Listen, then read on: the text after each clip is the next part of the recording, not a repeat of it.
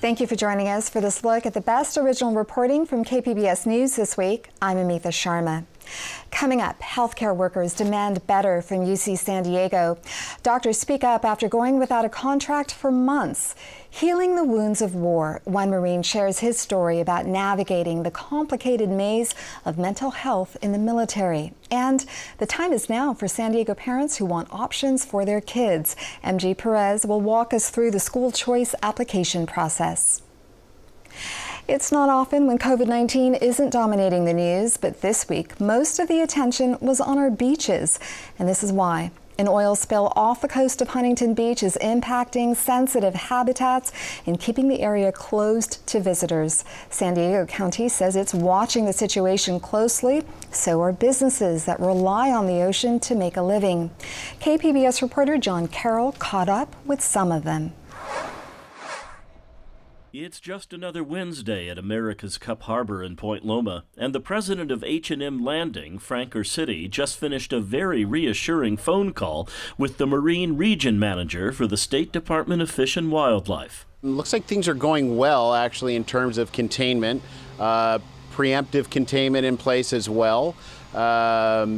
Right now, the spill has migrated down towards where it's just north of Oceanside. But again, with favorable conditions, with lighter wind conditions, I think we're positioned pretty well to keep things from spreading further to the south here in San Diego. And that, to put it mildly, came as very welcome news. Because Frank City says if that oil did get down here, it would be immediately devastating to boat owners and their crews. It would absolutely impact those trips that are fishing near coastal, so we would see an immediate cessation of those trips. Today is the beginning of lobster fishing season, so for catchers of crustaceans to the north, the oil spill is devastating, but not to the lobster. The problem is no boats are allowed in or out of the harbor for the time being. But it appears one person's devastation is another's inconvenience. Fred Huber co-owns 3 fishing boats that take people out to sea for half or full day trips.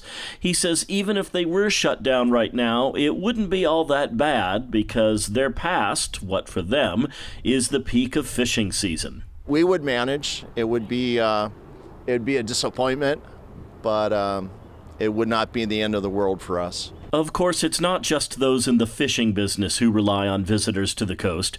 Scores of restaurants, hotels, and a multitude of other businesses from Dana Point to Huntington Beach are feeling the pinch right now. Fortunately, it appears businesses here won't suffer the same fate. John Carroll, KPBS News. Now to the COVID-19 pandemic and a call for help from some of the healthcare workers who have led us through this crisis. As our health reporter Matt Hoffman explains, this time it's not about vaccines or masks, but simply affording to live in San Diego. Physician! Physician! At UC San Diego Health's La Jolla Medical Campus, resident physicians are protesting what they say is the hospital system's refusal to negotiate a fair contract. We're not asking for kindness. We're not asking for favors or special treatment. All we're asking for is to be treated with the basic respect and dignity we deserve as employees of this hospital. These resident physicians say they've been on the front lines of the pandemic taking care of patients. Now they're asking UC San Diego Health to do the same for them. I'm personally aware of residents who cannot afford to buy hospital cafeteria food, and another who is potentially facing eviction because they can't afford to pay rent. Dr. Sean Lee is in the 6th year of his residency. He says many of his colleagues are working 80 to 100 hours a week and, among other issues, do not have adequate meal stipends. You're here for up to 28 hours on one shift, so it's, impossible to really not eat at the hospital. So we're asking, for a fair stipend for meals so that we can, sustain ourselves during these long shifts. Dr. Christine Zajac is in her 3rd year of residency at UC San Diego Health. I think it often comes as a surprise to people when I explain how much I work and how little sleep I get.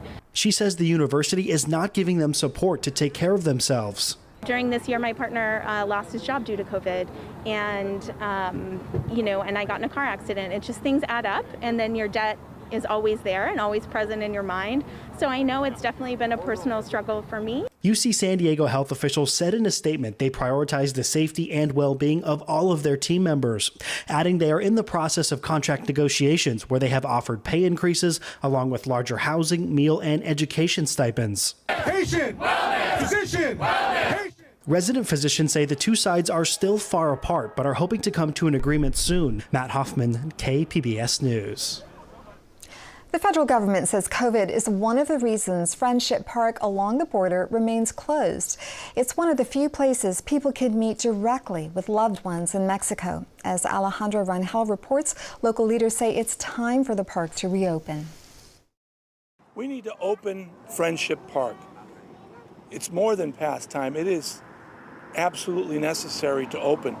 Congressman Juan Vargas joined Friends of Friendship Park outside of San Diego Sector's Border Patrol headquarters in Chula Vista on Thursday. Vargas dropped off a letter to Border Patrol demanding the reopening of Friendship Park, which has been closed for 600 days. You can't say that it's because of COVID-19. You can't say that any longer. The truth of the matter is it should be open. It should be open today. Pedro Rios, with Friends of Friendship Park, says the Border Patrol has previously stated that a lack of personnel to secure the area was a reason for the continued closure. For 50 years, Friendship Park has served as a meeting place where loved ones can reunite.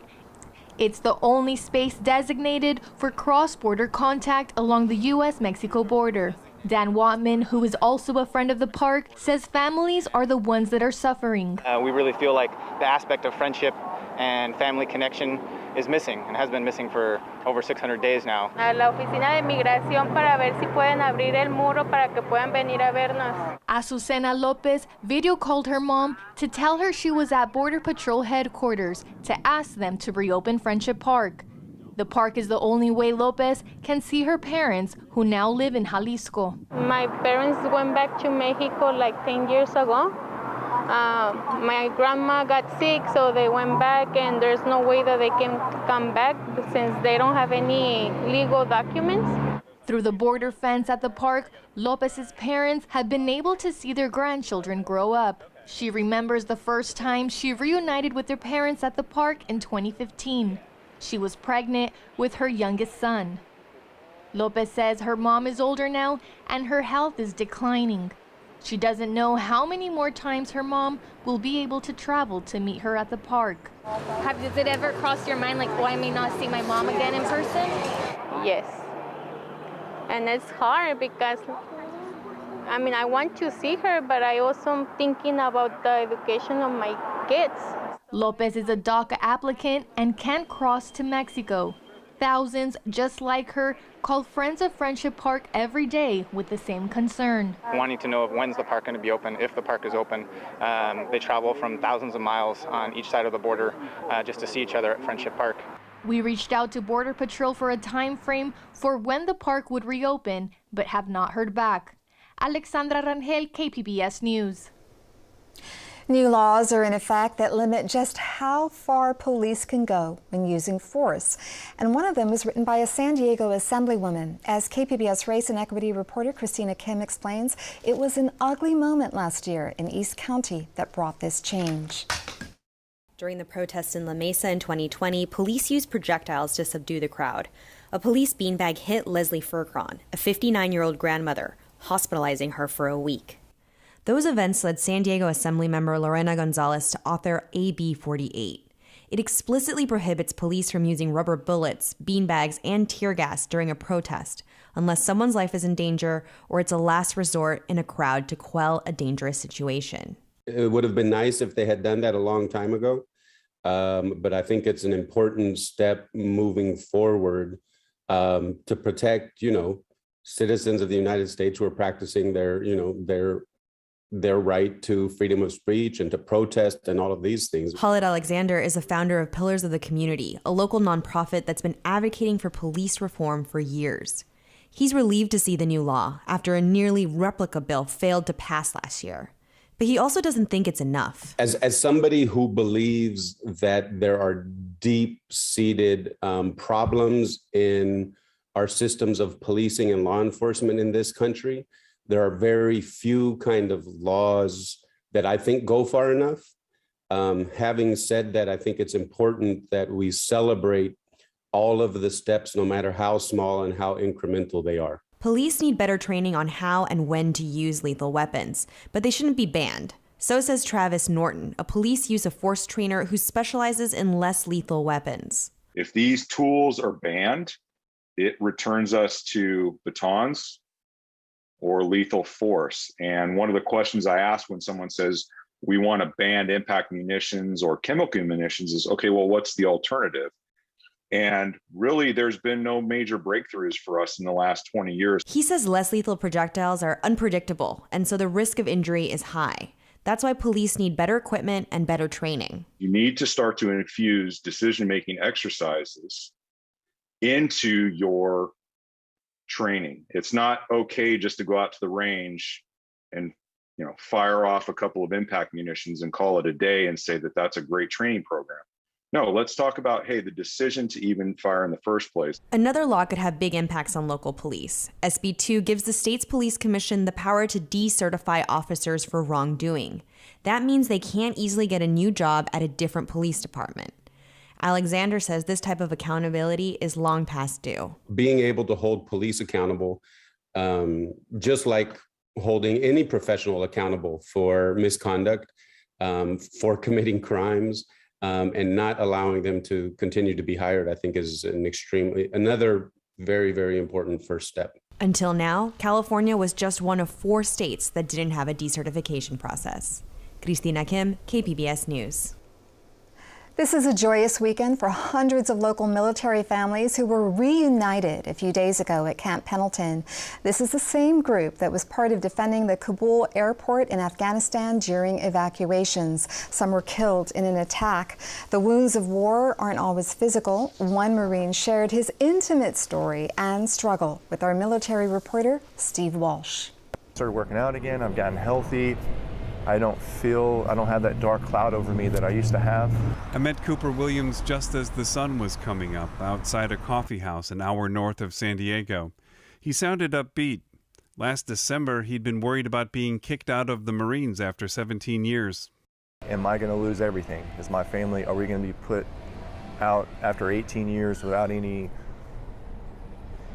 insurance, any assistance based off of everything that I went through and all the mitigating circumstances? Yeah, that was taxing on myself and my family.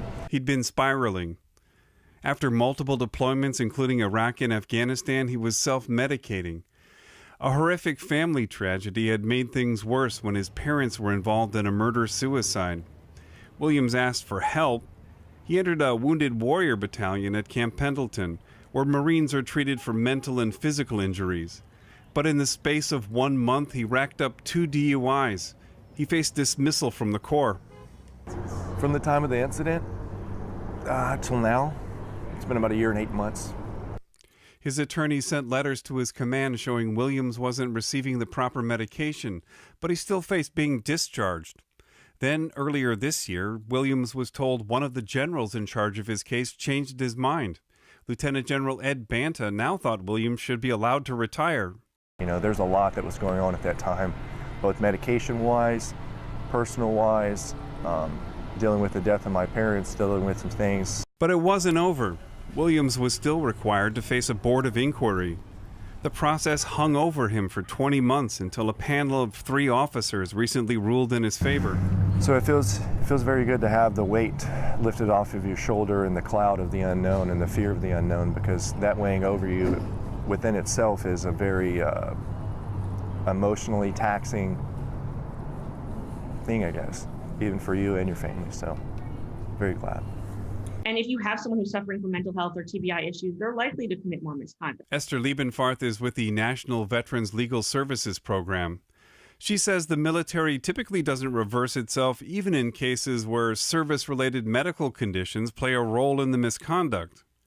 Liebenfarth says the Marines and other services need a single set of rules so troops with TBI or traumatic brain injuries or PTSD don't go through a long process where they risk losing everything.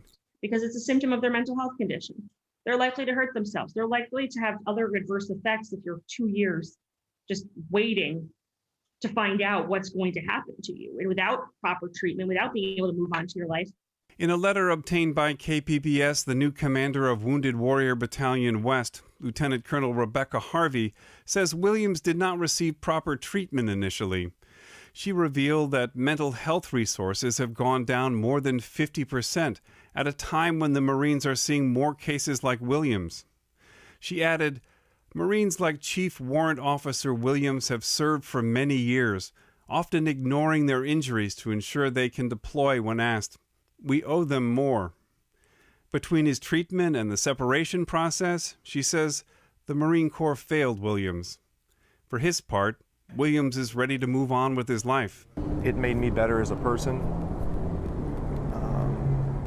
It made me dig deep into find out who I am inside and who I am and how I'm going to respond, because there's two different ways you can respond in those situations. You can either go darker or you can come into the light. Steve Walsh, KPBS News. North County has a new resource for those who are struggling with mental health. KPBS reporter Melissa May toured the facility in Vista to see how it will help the community and law enforcement. 3, 2, 1. A Crisis Stabilization Unit, or CSU, is a small inpatient facility for people in a mental health crisis. Vista opened the first community-based one on Friday. This is an urgent care for behavioral health.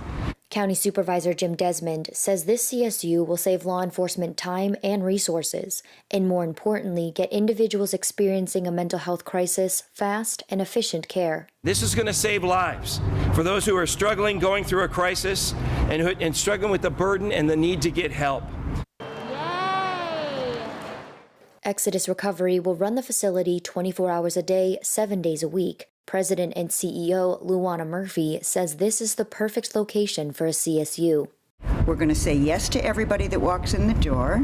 In the same complex, there is a mobile crisis team transport, along with programs for drug and alcohol, mental health outpatient care, and San Diego START, a crisis prevention and response program for people with intellectual and developmental disabilities. And it is going to make it much easier for us to do what we have to do. And that is to find a place to discharge this person after they're stabilized, not just send them back to the street. County Board Chair Nathan Fletcher describes why CSUs are so important. The behavioral health assessment, the psychiatric services, the medication, the peer support, the transition planning, all that gets done really quickly in a short period of time. But that trust that you built and that connection into ongoing care is what I think is so essential.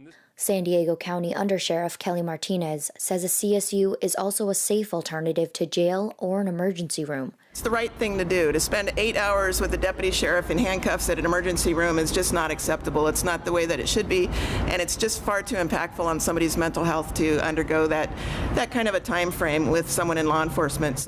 In about a month, Exodus Recovery plans to open another CSU in Oceanside, and both facilities will work together to make sure those who are experiencing a mental health crisis get the proper care they need. Melissa May, KPBS News. Schools are a big topic this week for our digital audience at kpbs.org. Among our most read stories is a school shooting near Dallas that left 4 people hurt. The Justice Department says it will investigate threats and harassment against school board members across the country and the loophole that remains in California's COVID-19 student vaccine mandate. The school year is still relatively new, but parents in San Diego's largest district are already looking ahead to next year.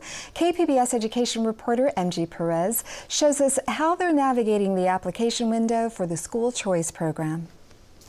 I'd be happy to check and make sure that the number you're calling is the same number that we have for Garfield. This is Information Central for questions, concerns, and even confusion from parents who want to make the choice where their children will attend school starting next fall. They're just a little bit lost, especially if they're new to our district.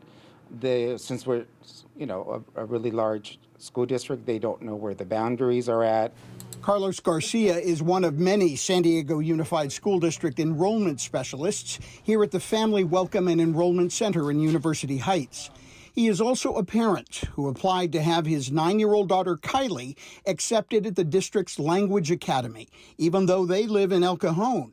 She's now a 4th grade student learning Spanish who's been at the academy since kindergarten. I would say fully bilingual by now.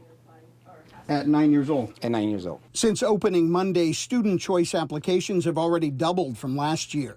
In the next 6 weeks, the surge is expected to total more than 10,000 students with hopes of transferring from their neighborhood school to a magnet school or school with specialized curriculum. Choice means I can look at my neighborhood school and maybe it'll meet my needs and maybe it won't. Marceline Marquez is the district operations support officer overseeing all the choice applications. She expects a 20% increase in applications this year because parents are much more invested in their child's education as the COVID pandemic proceeds. It's really about mixing socioeconomic groups and having populations at school sites that are reflective of the population of the school district. School choice enrollment is determined by an electronic lottery system. That'll happen sometime in February, and then parents are notified by email in March. Meanwhile, the push for priority enrollment continues until November 15th. Yvonne Torres moved her daughter Abby and son Jacob from their home schools to choice schools in Point Loma.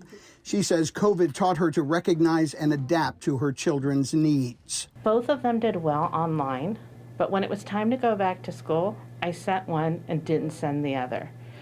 And really it was just based on who they were and recognizing their needs academically to learn and to socialize. That's a lesson many other parents have learned too. MG Perez, KPBS News. We missed out on a lot of holiday events last year, but they're making a comeback, starting with Halloween this month. One of our biggest local haunts is already up and running now in a new location with more space to scare. Beth Accomando checked out the return of the Haunted Hotel. So this is the kind of thing I usually do for Halloween. And the reason I do it is for this.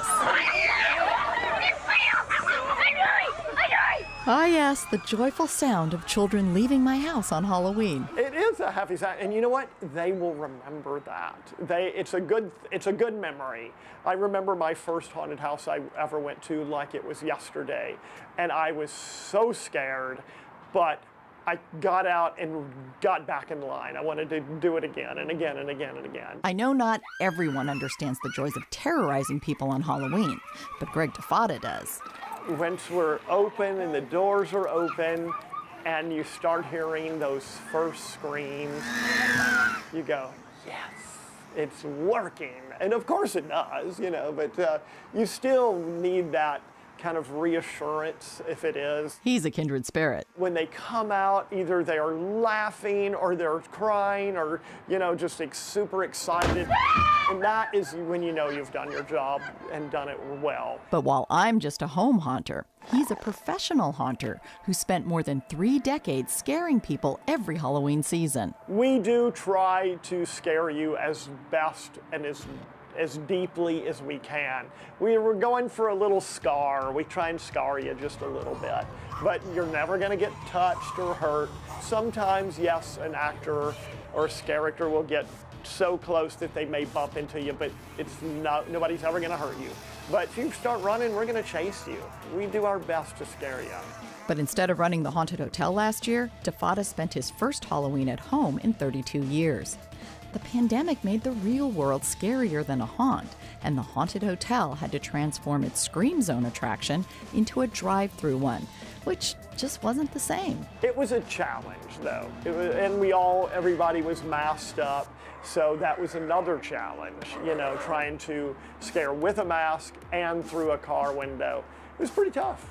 But last month, the Haunted Trail reopened in Balboa Park with a mile-long collection of mazes. Scream all you want, and good luck making it through alive. And this past weekend, the Haunted Hotel Disturbance unveiled a new set of mazes that it's been constructing in the parking lot of the Mission Valley Shopping Center. A lot of people think you start building things the week before you open. No, we actually we built everything 2 years ago, 3 years ago. And then over this last year, we kept building. We built new rooms and things like that. We would add things that we didn't have that we wanted to put in originally. You are now entering the Haunted Hotel. What we've done is we took the Haunted Hotel from downtown, which it was there for 27 years. What we have done is brought the whole event here, except we've expanded it. We have our Freak Fest, which is a 3D, you put the glasses on and you walk through.